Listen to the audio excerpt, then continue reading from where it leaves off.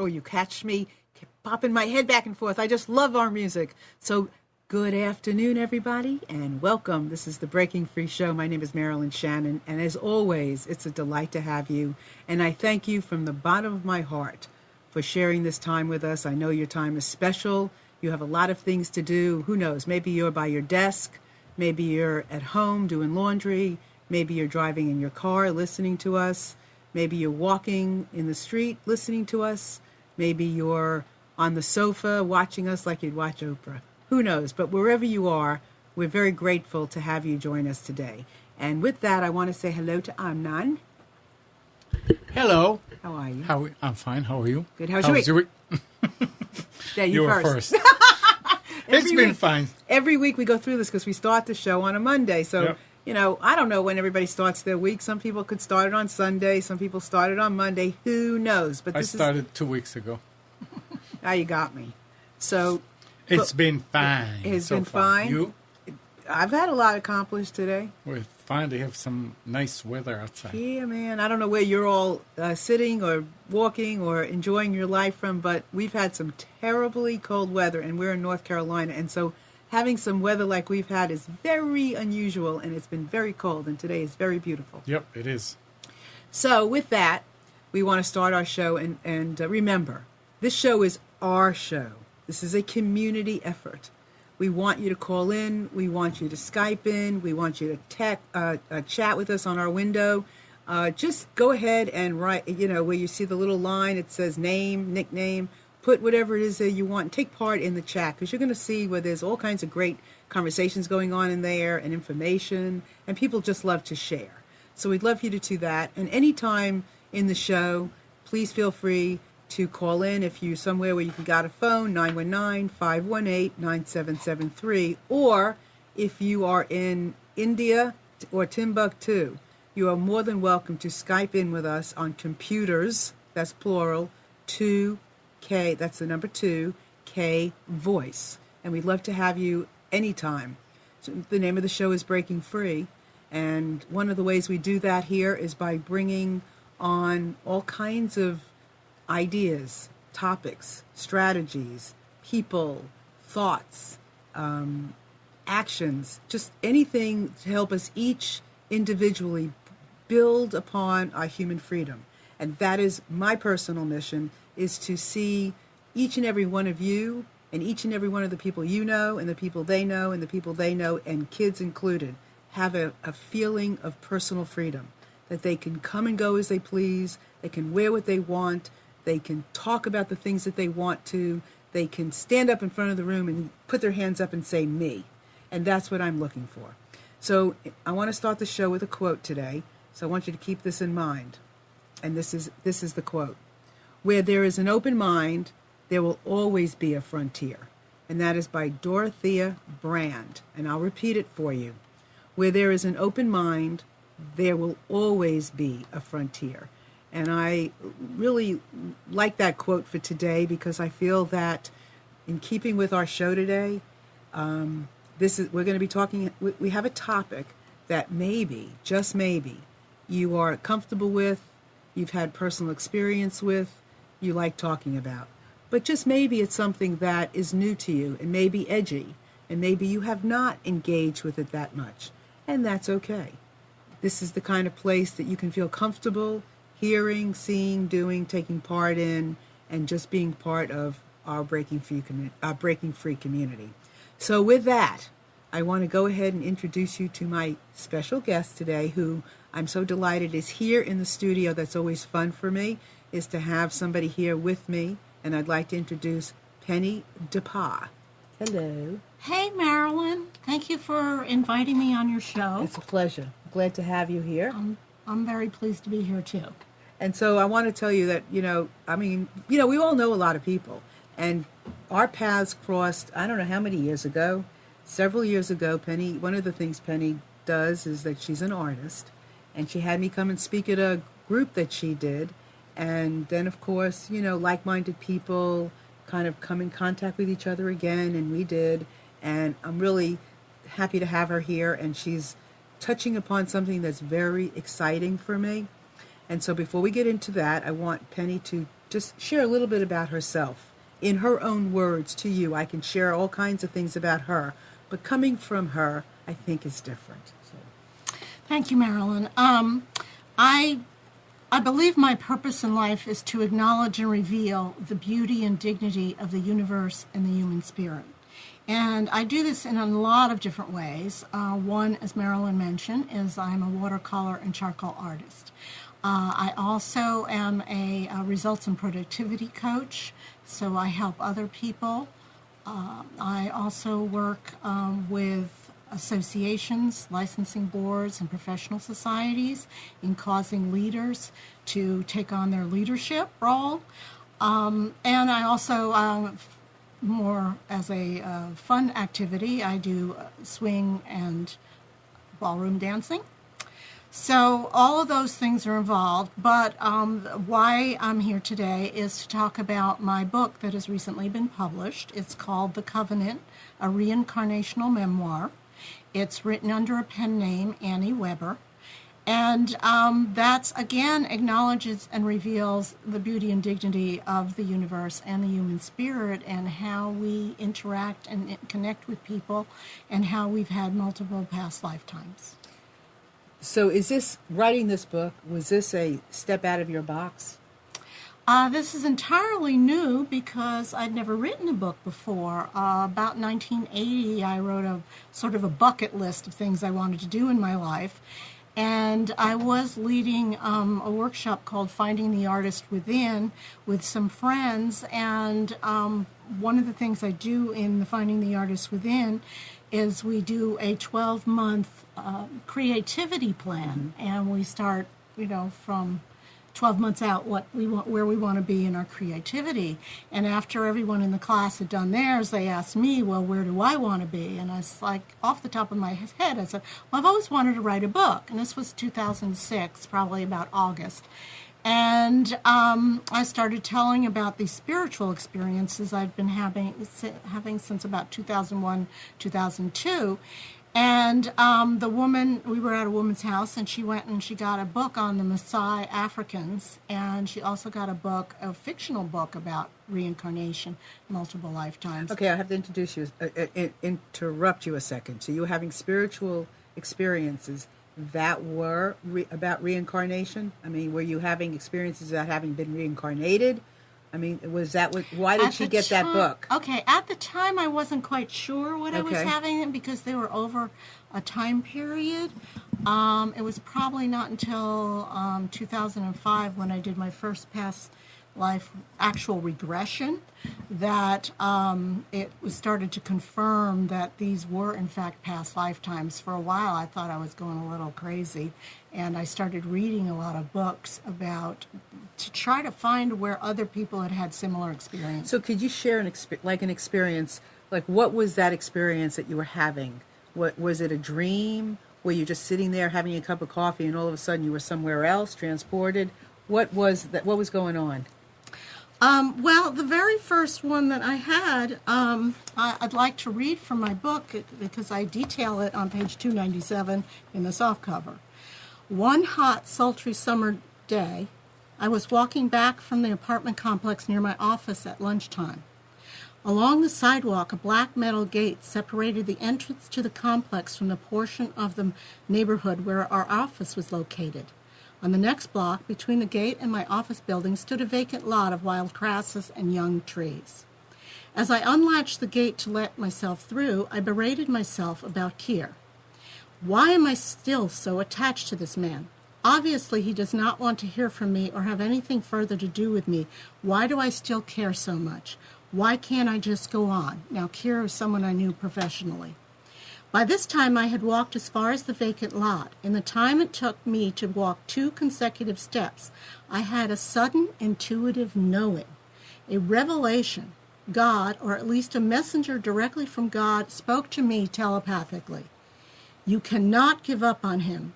You knew each other in a previous lifetime, specifically the French and Indian War. He was a French soldier with a gunshot wound to his head. You were his caregiver, a British colonial woman. You fell in love with each other, but he died before you could tell each other. Your mission in this lifetime is to tell each other you love each other. On the one hand, I was astounded. Up until this moment, I thought that when one died, they dug a hole in the ground and buried you in dirt. I had interpreted heaven as humans remembering you fondly. God had never spoken to me before, and yet I had no question that this was a divine directive straight from the Almighty. Suddenly, however, how Keir and I had previously interacted started to make perfect sense. This explanation was not something I would or could have thought up or imagined on my own. I knew next to nothing about the French and Indian War. It explained why, when Keir and I had spoken to each other years ago, we seemed to be holding two conversations at once, one coming out of our mouths and another, more important one, conveyed through body language, was unspoken, with a deep understanding emanating from our hearts. Okay, so let's get a picture of this. So this Taking is all a lunchtime walk. and this is all. How long did this take? At the time it takes to take 2 steps, 1, 2. And all that information came to you. Was downloaded. Was downloaded that quickly. Yes. So, because it's interesting, I guess everybody's had different experiences with having a reincarnational moment. From your description. And so in that case, it's coming through. Somebody else could be somewhere and, have a smell, or somebody could see something that could trigger something. And I mean, so there's all kinds of ways this can happen to each and every one of us. So I'd be curious if anybody's interested in calling in and you've had something happen with you, to you, for you, and you'd like to share it, give us a call, 919-518-9773, or Computers 2K Voice. So was this experience that you had, was that at the time you had begun to write your book, or was this at a time when you were thinking about putting this all on paper? No, it predated the entire thing by about 7 years.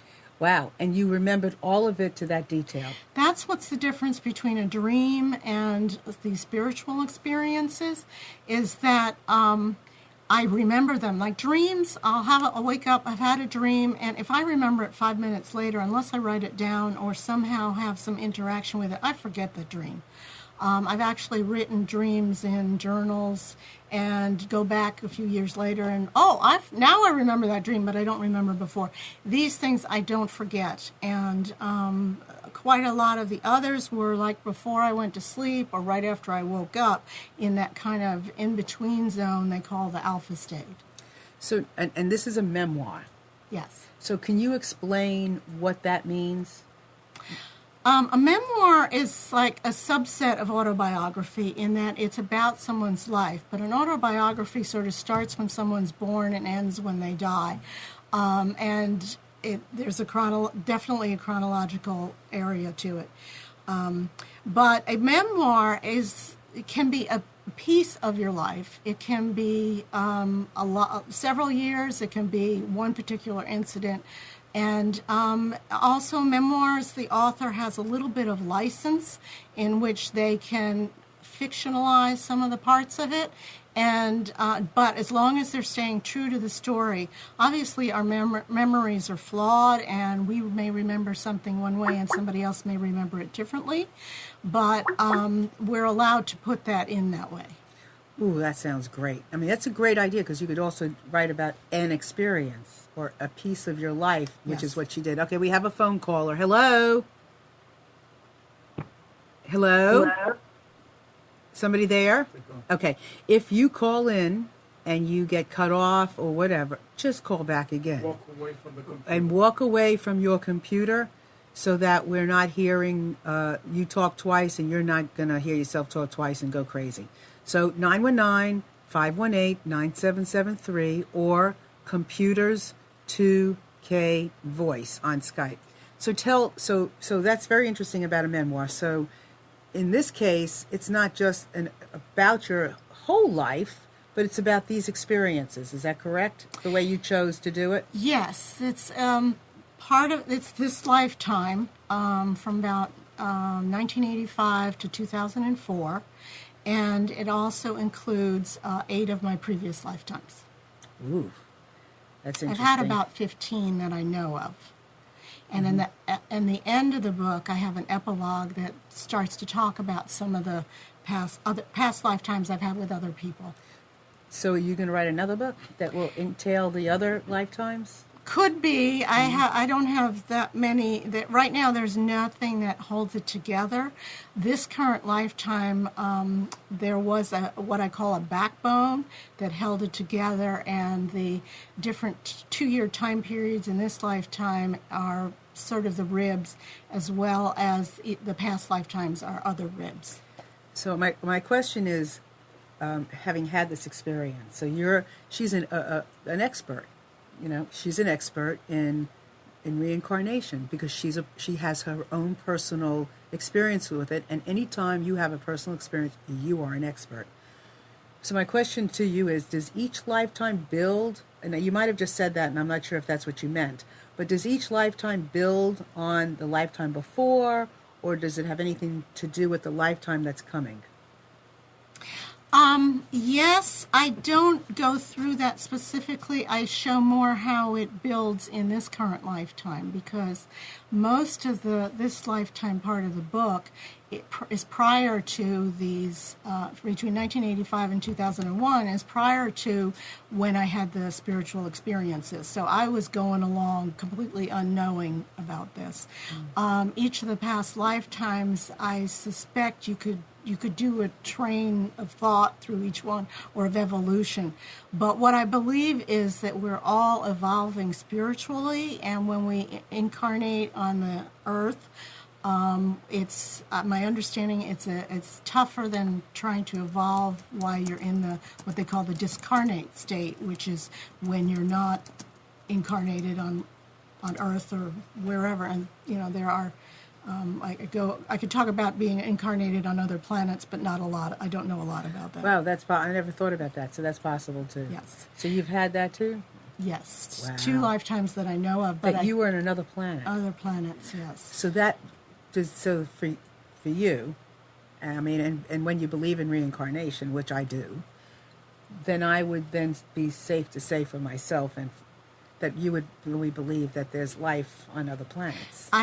Once this was revealed to me, I had to start to believe that. I mean, you remember back when I first started, I said, I only believed that, when you died, that was it. And this has really opened up a whole lot. That's why I asked you earlier, if not just in the writing about writing a book, but in who you are. Was this an out of the box stretch for you to accept having different lifetimes?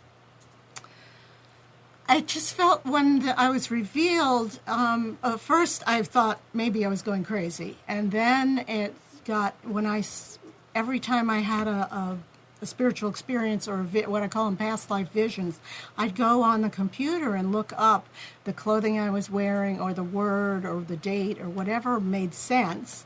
Like in the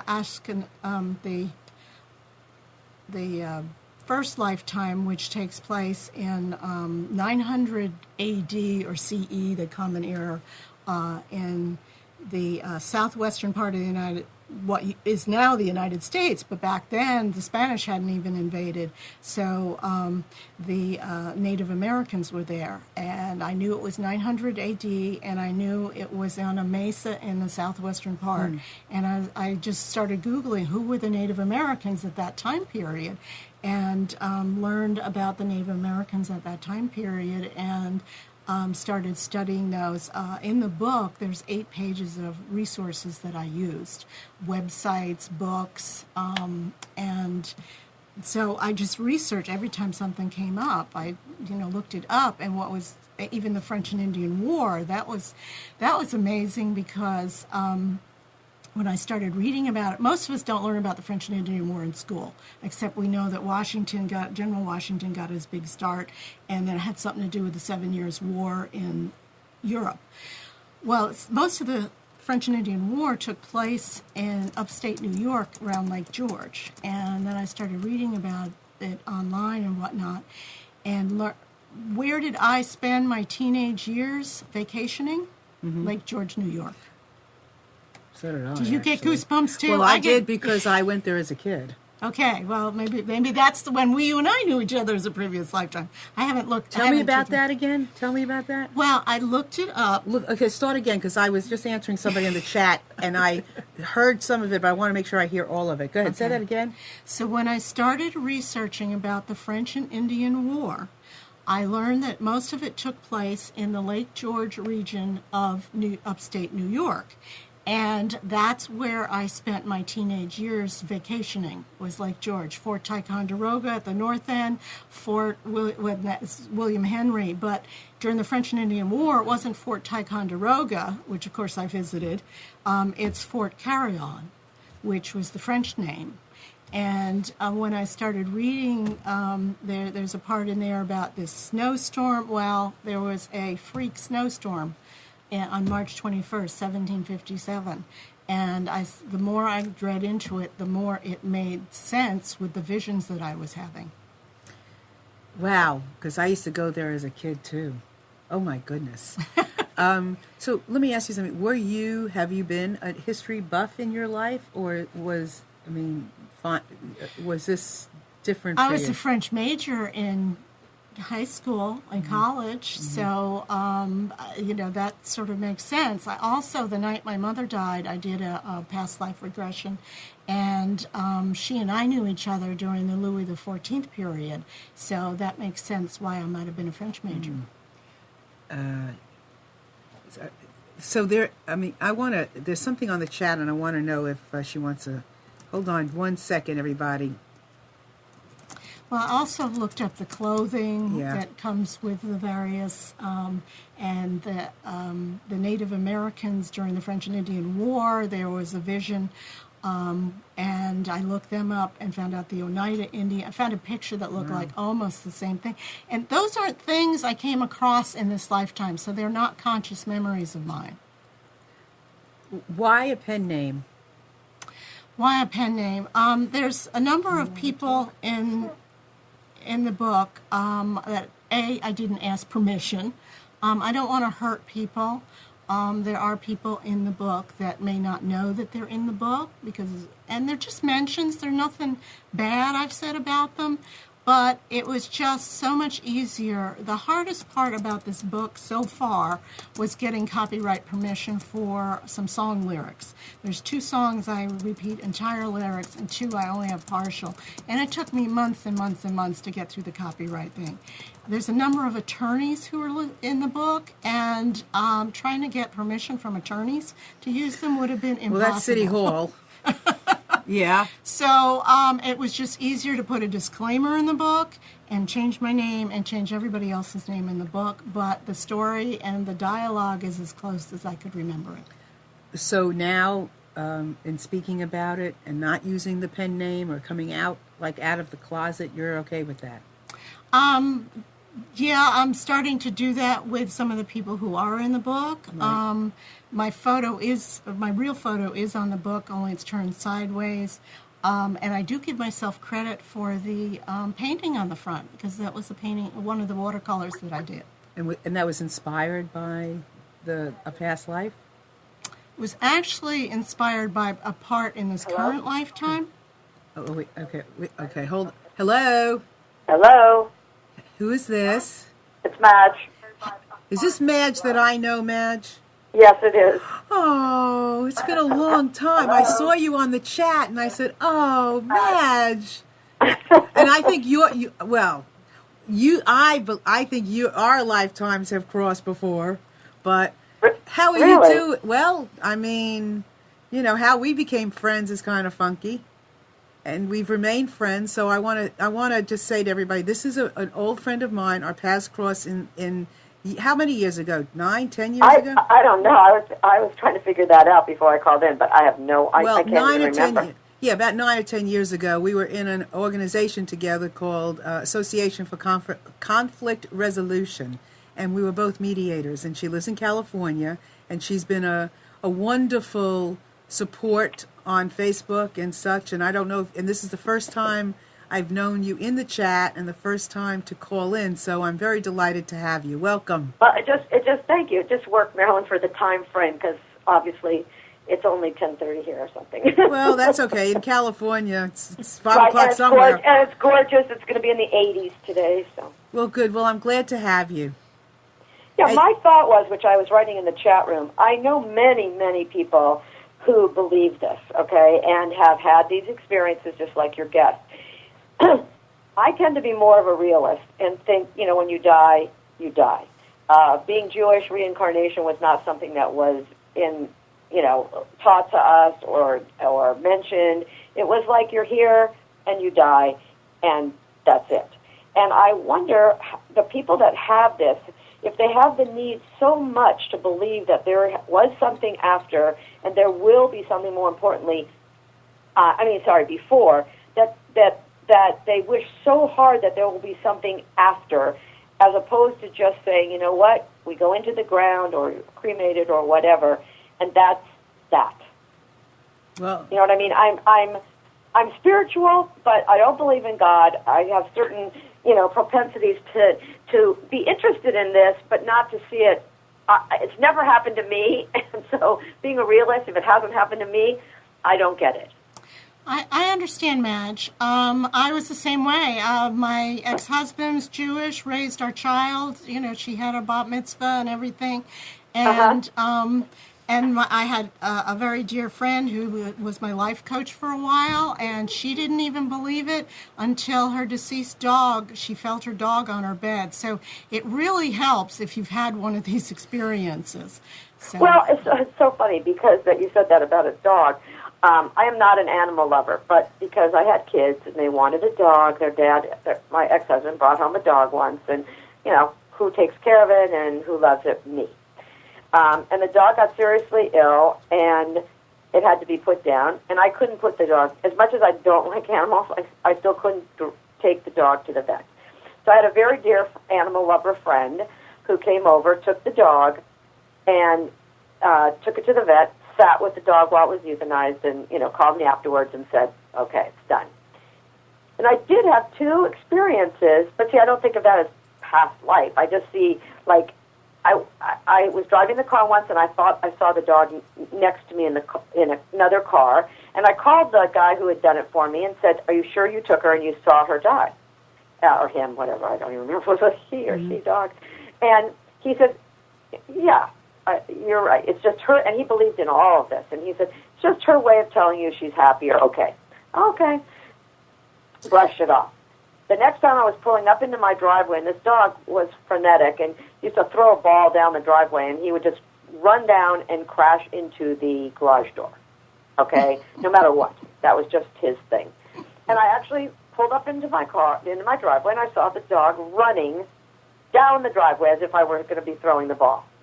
Now, I thought, okay, whatever. But I didn't think of that as, like, any past life thing or... Well, no, because it was your current lifetime that you know this dog. See, right. Different people have different spiritual propensities. Some people, like for me, it's been the past lifetime and communications from people who've passed over, which is what you've had. One of the books, I met this man this past August, Bill Guggenheim, and I think he wrote it with his ex-wife, called Hello from Heaven, which basically talks about 20 different ways that the deceased can contact us. And sometimes, you see just their head or you just hear their voice. I have had about 15 of those. They have calmed down some since about 2006. I've had fewer of them, but they do happen from time to time. And it depends if you're open at that moment in time. Maybe driving the car, you're not really thinking too consciously. You're just sort of, in this maybe more of an alpha type state, allows you to be open to this sort of situation. Now, the past lifetimes was actually, I think, was an explanation to me, as I don't know if you were here when I read the part, this person, Keir, was bringing me most of these past lifetime experiences to show me how we had loved each other in a previous lifetime. Interesting. Yes, my closest girlfriend of 42 years passed away about 15 years ago. And I would want nothing more than to have her come back, and we talk about our current life or future life. But it's like, I think about her more. Like it's like what would Kathleen do? That kind of thing. Well, you know what I mean? In my daily, something will remind me, and I'll think, oh, what would she say to me at this moment? And do you get an answer? No. No. Maybe not in that moment, but do you get some clarity? Right. Well, I knew her so well, and for so many years since we were in second grade, and she died when she was 49. So it's like I said, it was many, many years of friendship through many different parts of our lives. You know what I mean? So no. But the only time I do see her, obviously, is in her daughter. Right. You know what I mean? And I'm their memory, really, because, their dad only knew her, let's say, 12 years total. You know what I mean? Where I knew her from second grade. So as her kids were growing up, and I was a big part of their lives because she died when they were 6 and 9, I was her memory to them, but not as much to me. Do you know what I mean? So not as much that I see her walking the streets or that our lives are going to cross again. So I don't think of myself as going, when I die, I'm going to be where she is. Mm-hmm. Well, we'll reconnect. Sometimes, and let me just say something else to you, and then Amnon had a story which was very cool too. But in Judaism, they do believe in reincarnation. They just don't talk about it because it is. Was that more the Kabbalah? Yeah, some of the no. I mean, they believe, the rabbis believe that there are people who have had experiences, and they've documented these experiences with having been in the Holocaust.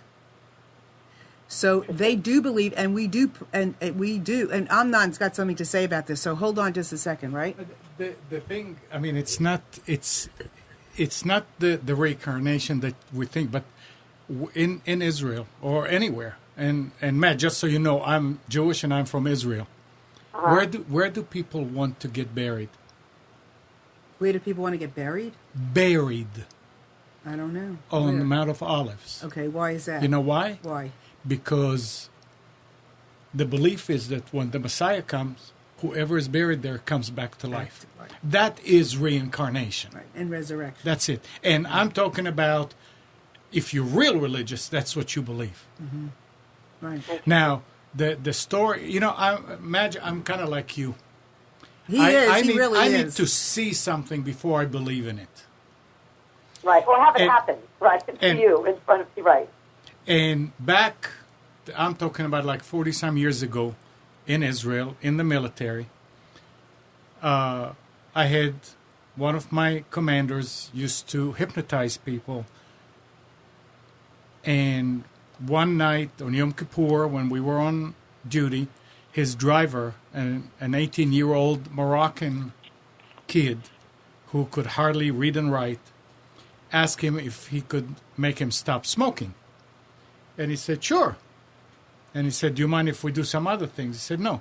He took that kid back and back and back. He brought him, the thing that sticks in my head is he brought him when he was 8 days old to a circumcision ceremony. The kid screamed.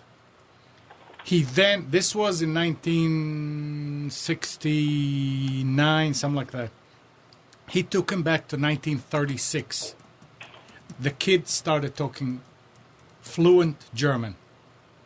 My colonel, who was a European Jew, could speak Yiddish, so he could understand what the guy was talking about. Right.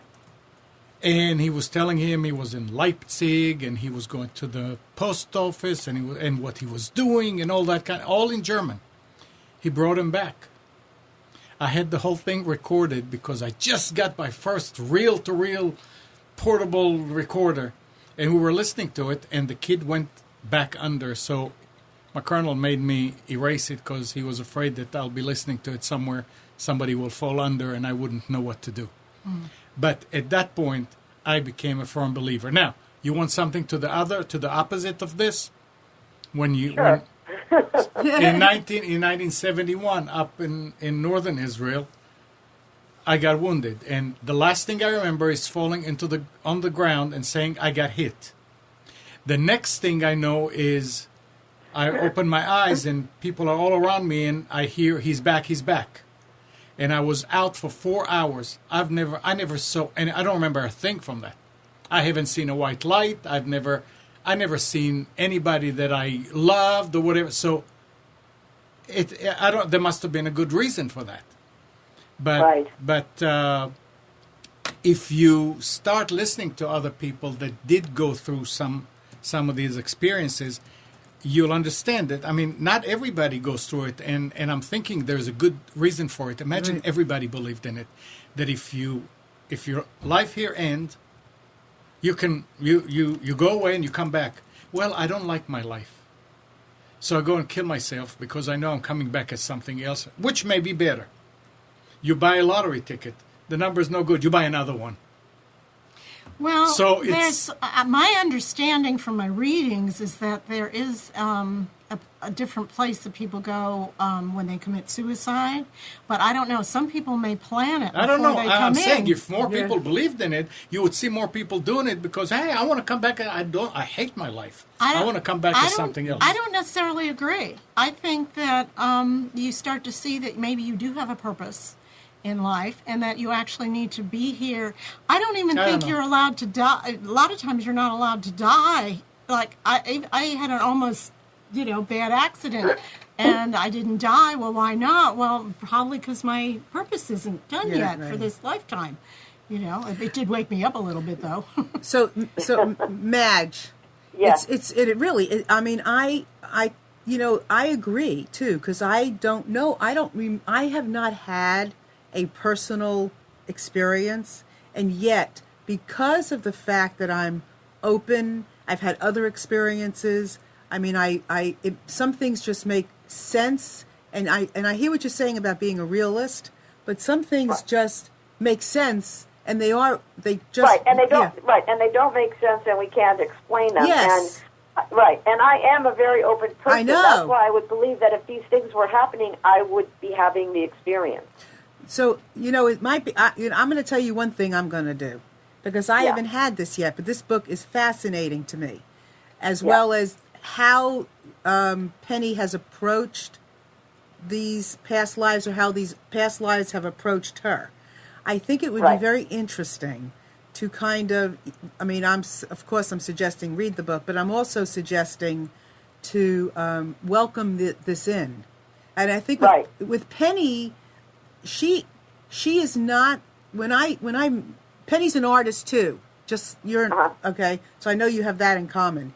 But when I talked to Penny or I met Penny, I would not have expected this to be part of Penny's life. I would think Penny would also like the proof's in the pudding kind of thing.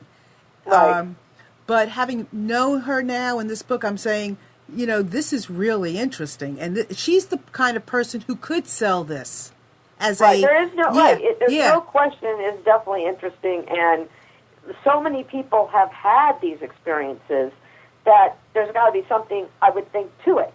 Absolutely. And I think for me, I'm going to welcome it and see what happens. Like say, okay, I believe that these things can happen. Now I'd love it to happen to myself. Exactly. Exactly. It's so interesting, and but it's a topic that, I mean, somebody's on the chat writing that she thinks her parents got together. Mimi is saying how her parents got together, and she believes they were together and they had been together in past lives. Well, one of the things I find interesting is several men that I've had some romantic interest in. I have, when I go and say, okay, have I known this person in a previous lifetime, then it shows up. I do these regressions with Cindy Dale, Cyndiidale. I use hers. There's some other people you can get past life regression CDs, but my recommendation is to at least do it with a certified past life regressionist who knows how to do the hypnotism, so you know what's going on. While I was under my first time, I kept saying, am I really under? Are you sure? Are you sure? Because it wasn't like on the Ed Sullivan Show when you act like an idiot and, do crazy things. You're actually conscious. It's a guided meditation. And I remember entirely what went on while I was, hypnotized. But she she was amazed I was under for an hour and a quarter. So, and she's she's someone I know in Greensboro. We stay in touch. There's a man here in Raleigh who led 75 people in a past life regression just up the street at Water's Edge, at the here in North spiritual Carolina. center. Here in Raleigh. So there are, there's some legitimate people who do it. And so I'm throwing this out because this just came to me, and maybe you'll have some comment about it, Madge, or Penny. So what would somebody mean by an old soul? Well, how do you look like some of the people who put pictures of their kids and grandkids? And there's a few where I just feel like they are an old soul in the new body. I really, you know what I mean? They just look like they're an old soul. Now, I don't know if that's just because they look older, you know what I mean, than a lot of babies, or they have a wisdom about them that comes out in the photo. But, yeah, I've definitely seen people who I think, that's an old soul in a new body. Yeah, because, I mean, I'm thinking about that now, and I'm thinking... But that doesn't mean that they were here before. It just means, I thought it was always sort of an expression of a certain kind of kid. Well, it could rather than be. A real thing. It could be, but now that I've just thought about it, it came to me, and I'm thinking maybe Penny has some insight on this too, is when I think of an old soul, I'm thinking of a soul of when I look at a kid who's has all this brilliance and they have this wisdom, that it wasn't just that they're not just 16, that they're carrying this soul and this wisdom from having something else. Yeah, something else. It just came to me. I don't know. Penny, what do you think? Well, I haven't looked into old souls that much. I did the other night. I actually Googled past life memoirs, and there was a man who has, I think, the Book of Andrew or something like that, and he allegedly was one of Jesus's disciples. But there are people who have had past lives on Atlantis or in Egypt or Greeks or Romans. I assume my first one that I know of was 900 AD, or CE. I can't get used to that. And so I feel more like a young soul. And I know I will reincarnate again with my soul mate. My understanding is we have soul groups of between 4 and 25 people. We have a soul guide. So those groups are people that you travel with throughout life? Well, no, you can pull in people from other soul groups. When you figure out where you want to reincarnate, then or what you want to do and who you want to be with, you may pull in people from other soul groups and it may be just a very small time period. You meet for maybe once or twice, or you have a short friendship of a year or two, or a relationship for a short time period, and you just need to resolve something from that past life karma. Well, don't they always say, in dating and things like that, people have told me, oh, well, it's something you needed to work out from, like, a past life. That's why you're connected to this person. Right. And I think to myself, okay, I'm not opposed to that, but I don't see it. It doesn't come and hit me like a ton of bricks, or like you say, or you get a vision, or you get something that says something that tells you, I got that's it. why. Yeah. But that's because we have free will. When we reincarnate, we have free will in order to figure out how to interact with people. My daughters asked me, have we known each other in a previous lifetime? And I said, sweetie, we probably have, but I don't think we're supposed to know that now. I've done regressions where I fall asleep in the middle of it because I asked a question, did I know this person or what? And for my better good and that other person's better good, at this moment in time, I'm not allowed to know that. And yet another case, I met this woman about a year or so ago. Immediately we were, great friends and everything. And so I was joking and said, well, maybe we knew each other in a previous lifetime. So I did one, and yes, we did during the De Medici period in Florence. We were friends. We were 14 years old. We were close friends, and she got married off, and I got married off, and we went to different city-states, and our friendship was ripped apart. And now that we're how did that come to you? I did the regression with a CD, meditation, a past life regression. And I asked the question, have I known someone who helps guide you? Yes, I use Cindy Dale's CDs. You use her CDs. Now, do you know of somebody in particular you can? Well, there are several Madge is in California. Yeah. I don't know Oh someone yeah, in no, hey, California. we're the land of the nuts and the chews. Oh They've my got to God, where you are, it's like a smorgasbord of whatever you want. be- Yeah, right. So I would check into someone's credentials before I would go Right. be hypnotized So by them. can I ask you a question? Are you contemplating or have any slight interest in following this through? I'm sorry, is that for me? Yeah. Well, what you? Do you have any? Are you contemplating or anything at all interested in following this through? No, Okay. no. I would think that if it was meant, well, I can't say definitely no, but I think if it was meant to be, it'll show itself. I agree with you, and I think Penny said something before when she was talking about that experience where she fell asleep and it wasn't meant for her. Right. That could also, I mean, life's interesting. So Right, and that's exactly. What, and yeah, obviously there was something about it that made me want to call in today and watch you know, today. right, watch and talk because I've never done that before. Problem is usually I'm not around at 10 o'clock, but I was today. So is that some sign? Maybe, who knows? I mean, I think I don't. Well, the funny thing is that Madge and I met you doing this organization, as I said, but we were both involved in one piece of it, which was the spirituality part. So I know she's got, she's connected and believes in things, and so who knows? I mean, Right, you never know. You don't know. Right. I mean, it certainly is interesting, and maybe after today, Right. just for fun, Maybe something will come up and it'll be a sign. I was like, oh my goodness. maybe this is the sign. Maybe this is the sign. One of the things that I find, I'll be like cutting vegetables or driving or something, and then I will suddenly remember somebody who's deceased. And it used to be, I thought that was a memory, and now I'm thinking that's them getting back in touch with me. So it's just a different way to look at it. That's Right, that is interesting. true. Because on occasion that'll obviously happen, but I usually think of it as a memory, like you said, a memory of something reminded me, like, I'll walk on the street, I'll see someone who reminded me of my dad, either in mannerisms or the way they looked or the way they walked, and and I just take it at face value. That's someone who just reminded me of my dad. Mm-hmm. You know what I mean? I don't dwell more on it. I just think, oh, that's it. And I also wonder, in some relationships, are there, like, let's say your friend, because I have observed you writing about her before. And so, that in some cases, some relationships are ready for that to be known. And maybe in some cases, it's too close, too painful, not ready. I mean, there could be a million reasons why. Right. And maybe like your dad, maybe that's somewhat of a neutral relationship in some ways. Not that you didn't love him, but maybe there's so much other stuff attached to the thing with your friend that it could make a difference.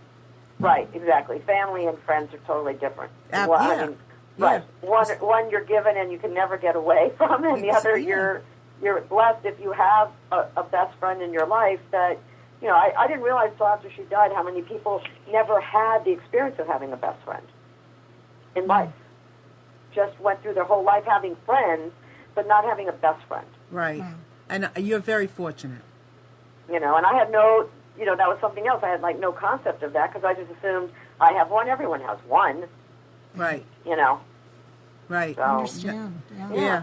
That's fascinating. Okay, Amnon had something to add. I was going to ask Penny. Oh, he should. And I'm trying. I mean, the thought just came across, and I'm trying to formulate it. But to make it short, isn't it possible that some people shouldn't do that because they may find out something that will make them hate themselves, who they were, what they did? Is that a possibility? That maybe it's that's possible, but I'm not saying everybody needs to do this. We were just talking if Madge was interested, or if Marilyn was interested, or anyone on the listening might be interested that might be worth pursuing.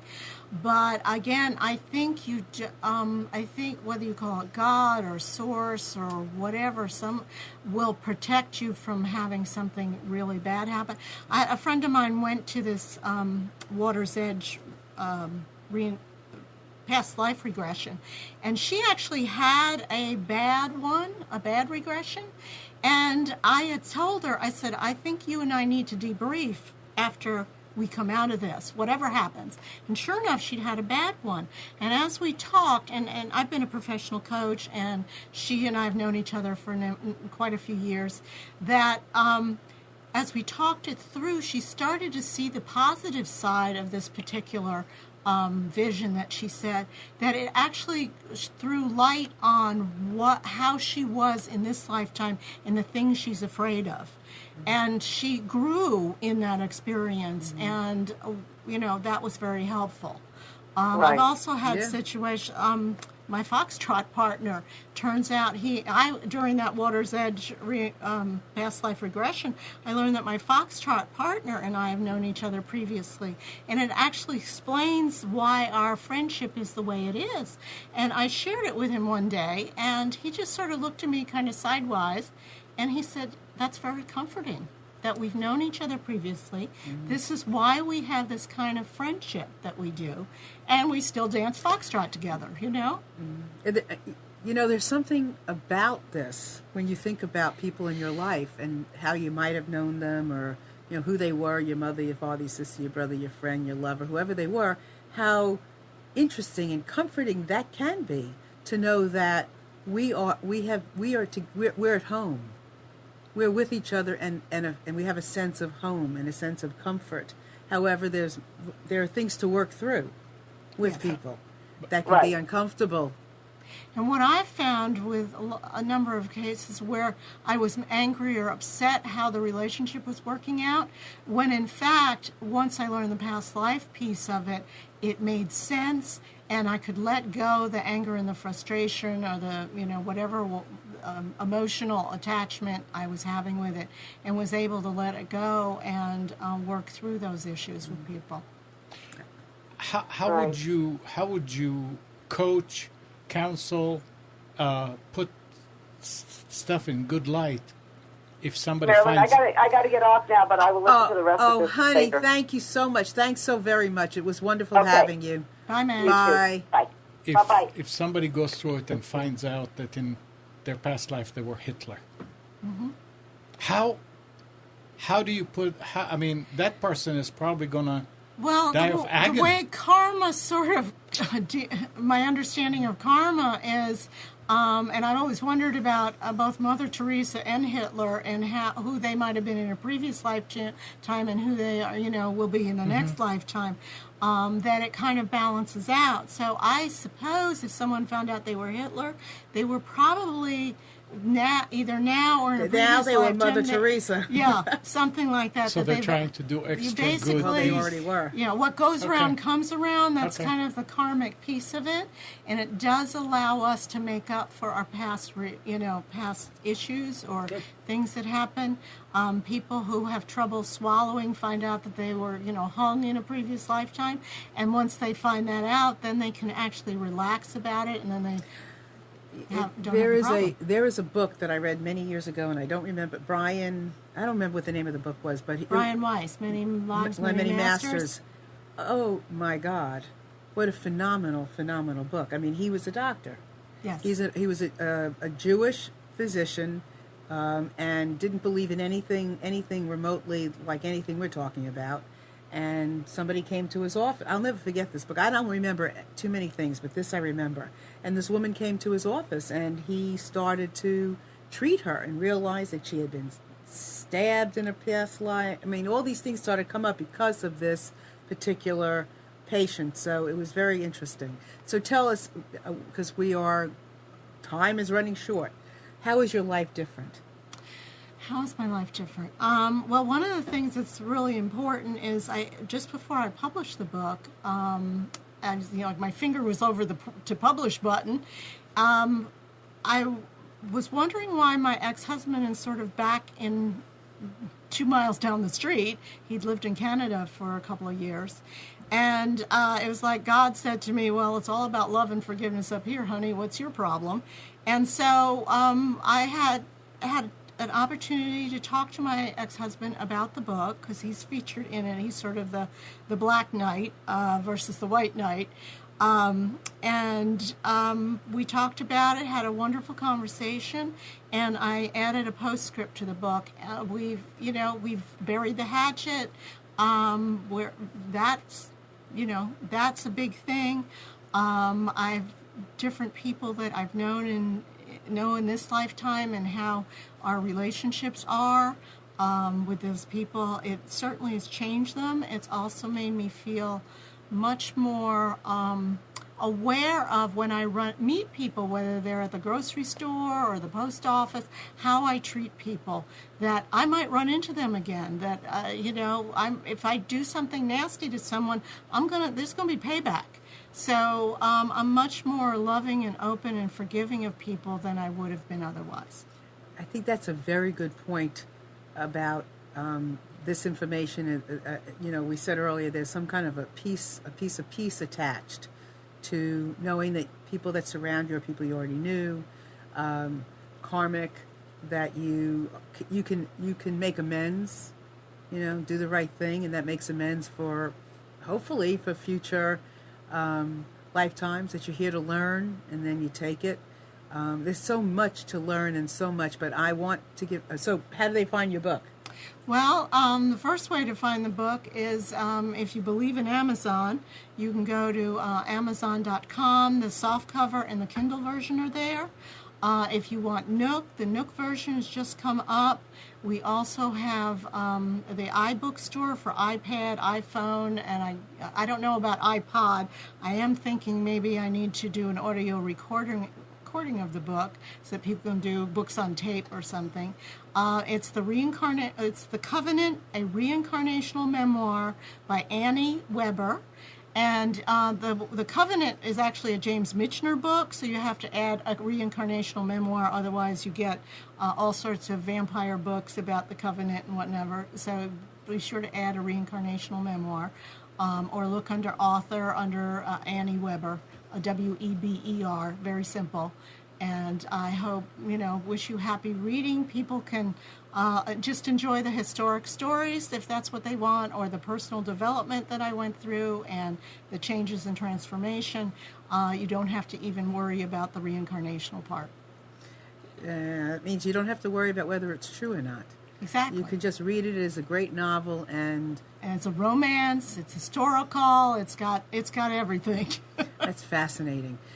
Wonderful. And I want to thank you very, very much for joining us today and being part of this phenomenal conversation. I love talking about things like this and opening up myself as well as the world to as many things as we can. And so it was very exciting to have you here. So thank you. Thank you so much. I appreciate it. It's been an interesting experience, and hope that everyone can be a little more open to this concept in the future. Well, I think your book, I know that there's been lots of books before this, but I think that her book, knowing Penny as I do, the details are there. The I's are dotted and the T's are crossed. And she's done her homework. So she's not just taking a story and putting it out there. She needed to prove it to herself first as well, and to make sure that what she was experiencing, what was it anyway? So I think you'll find that in her book, and so I know it's going to be very interesting for everybody. And I want to thank you all for being here. The show notes will be out in a day or so. You can find them on Facebook. You can find them on MarilynShannon.com. You can find them on the BreakingFreeShow.com website. Make friends with me on Facebook, MarilynShannon.com, as well as like the Breaking Free Show, and visit me on Google+. I have all kinds of things going on there, and soon to have some spontaneous hangouts where we just talk. And if I can be of any service to you as far as coaching, business, personal, family, career, anything, just click above my head and email me directly if I can help you in any way, shape, or form. If you have any ideas for shows, if you know somebody that would make a great guest, a topic, anything, please let me know that as well. And with that, Penny, thank you so much again. Thank you. And everybody out there, have a fabulous day. And Amnon, you too. Thank you. My pleasure. And we'll see you next week. Bye-bye.